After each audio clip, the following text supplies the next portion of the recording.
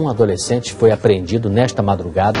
O crime causou revolta entre os moradores do Jardim Copacabana, em São Bernardo do Campo. Policiais apreenderam um adolescente de 16 anos com um revólver. A partir do momento que um jovem pega uma arma para tirar a vida de um pai de família, tem que punir, tem que fazer qualquer coisa. O menor resolveu se entregar e foi ao Fórum da Infância e da Juventude. Eu acho que ele está fazendo tudo isso consciente. O Senado discutiu hoje a redução da maioridade penal. É um assunto bastante complexo. Aí deve ser tratado como adulto? O problema está mais embaixo. Colocar um adolescente de 16 anos no mesmo ambiente que um adulto.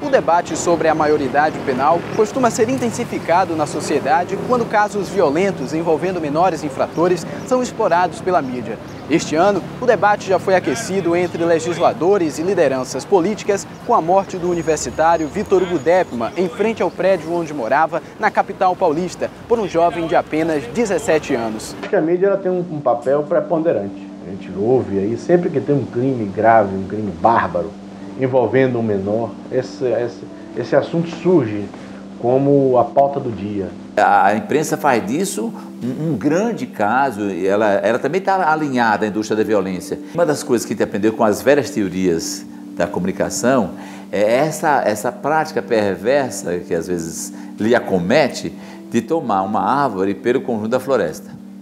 Dizer que a floresta, porque lá você tem um coqueiro, você acha que a floresta é toda de coqueiro, e não é.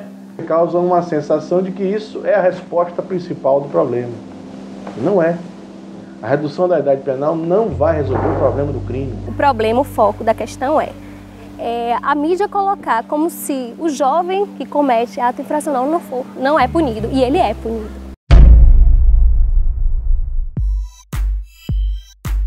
Muros altos, grades, corredores. Um lugar afastado do centro de Salvador. Visitamos uma das casas de ressocialização mantidas pelo poder público para conhecer a rotina, a estrutura e o perfil daqueles que constituem o cenário baiano dos jovens em conflito com a lei. Aqui no estado da Bahia, a Fundação da Criança e do Adolescente é responsável pelas medidas de internação e semi-liberdade. As demais ficam sob responsabilidade do município. Atualmente, a Fundac conta com 5 unidades para o atendimento socioeducativo e para o cumprimento destas medidas. Numa comunidade de atendimento socioeducativa como esta, aqui na Estrada Velha do aeroporto, podemos encontrar jovens autores de várias infrações. Mas quando eles chegam até aqui, a legislação determina que eles recebam apoio médico, pedagógico, psicológico e até orientação profissional. Assim que ele chega aqui na unidade, nós fazemos o acolhimento inicial. Nesse acolhimento é dito para eles todas as normas e regras internas da unidade. Após esse acolhimento, ele vai para o alojamento, tem um período de adaptação. A gente não separa aqui, nem por infração, nem por idade. O que a gente tenta aqui mais é mais pela compleição física. Há 8 meses na unidade, este jovem de 17 anos conta como tem sido o internamento. Olha, aqui a gente tem ligação uma vez por semana, 10 minutos, e eu recebo visita de 15 em 15 dias, até porque minha família mora longe, Teixeira de Freitas, são 14 horas de viagem, aí alterna, às vezes vem minha mãe, outras vezes minha avó, eu tenho um irmão pequeno, aí algumas vezes minha mãe traz ele para me ver.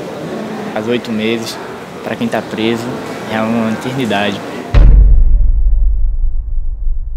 O internamento do jovem, quando ele comete um ato infracional de violência ao outro, que ele é privado da sua liberdade, ele já está sendo punido. Uma vez que a gente não se encontra em liberdade, a gente não tem o livre acesso de ir e vir, que a gente não pode mais conviver com os nossos, com as pessoas com sua autonomia, com sua dignidade humana, ele está sendo punido. Muitas crianças no Brasil já não têm pai nem mãe desde cedo.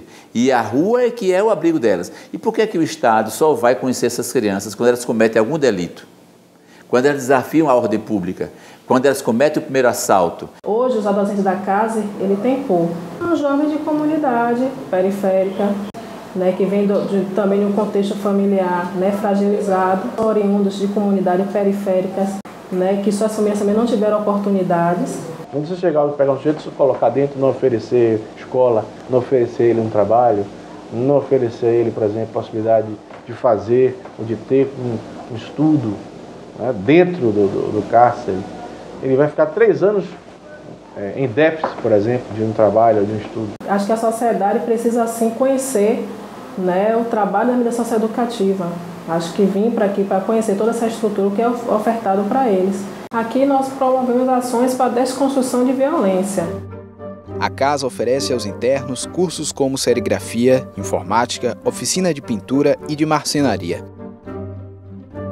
Exprimindo em telas o que há no subconsciente, na oficina de arte eles redescobrem seus talentos.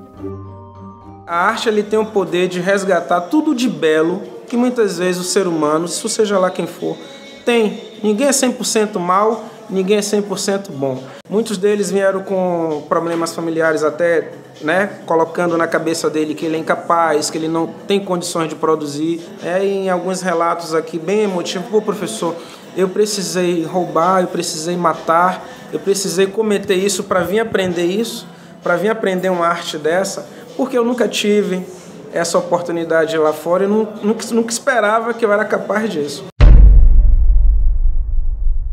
Passar 1, 2 ou até mesmo 3 anos longe da família, dos amigos, numa rotina incomum para a maioria dos jovens, para depois enfrentar o preconceito de ter sido um menor infrator.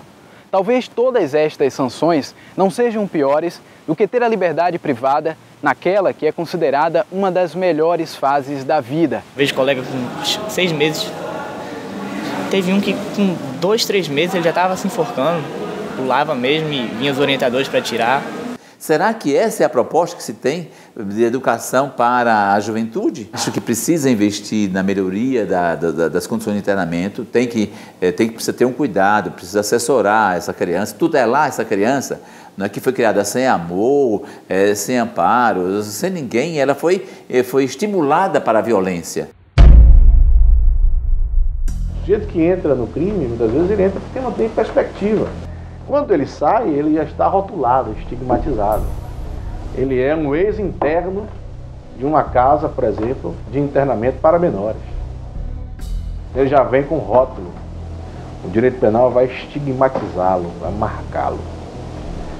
E aí, quando ele sai desse ambiente, ele não consegue retornar. Se ele não consegue retornar para as práticas ilícitas, o crime novamente lhe abraça. E ele sai da casa de internamento e vai para a penitenciária. Mas esses jovens também fazem planos para o futuro. Primeira coisa é terminar o ensino médio, tá faltando, tomar muito cuidado com as amizades e fazer vestibular, pretendo fazer engenharia civil. Mas o primordial mesmo são as amizades são as piores influências que você pode ter. Um levantamento feito este ano pelo Instituto MDA com mais de 2.000 pessoas em 20 estados do Brasil apontou que cerca de 93% da população brasileira é a favor da redução da maioridade penal de 18 para 16 anos. Resultado semelhante à pesquisa Datafolha realizada também este ano na capital paulista. Atualmente, o Congresso Nacional Brasileiro possui 8 propostas de emenda à Constituição que visam alterar a maioridade penal. Essas pesquisas são amostrais. Há uma margem de erro grande, entendeu? Como há um preconceito contra o pobre no Brasil, contra o negro, contra a pessoa que é mal vestida, desabrigada, entendeu? Eu acho que, sei lá, esses institutos podem, eu não duvido da competência técnica que realizou as pesquisas, longe disso. Só admito que a amostragem já tenha sido reduzida. É um retrocesso. É um retrocesso por quê? Porque quando colocamos os jovens no sentido de problema para a nossa sociedade, deixamos de enxergar o real problema, né? Que é a falta de estrutura. Mas a verdade é que a redução da idade penal não vai trazer nenhuma mudança no cenário penal do Brasil. Não vai resolver o problema. Porque o problema do direito penal não é a pena, não é o aumento da pena, não é a redução da idade penal. O problema é a utilização de práticas sociais, educacionais, institucionais, de segurança, Você veja bem, nós não temos ainda um sistema prisional capaz de conter todos os criminosos do Brasil. Imagine o que seria aumentar ou reduzir essa maioridade penal. Nós podemos sim repensar essa questão do Estatuto da Criança e do Adolescente no questão de quanto tempo de punição não, de internação, quanto tempo esse jovem deve estar internado. Podemos repensar, mas só quando nosso sistema ele funcionar. No Brasil, só este ano, já foram registrados inúmeros protestos populares pela redução da maioridade penal. Enquanto isso, as notícias repercutem mais episódios envolvendo jovens infratores. Pesquisas apontam o aumento do número de menores envolvidos com crime.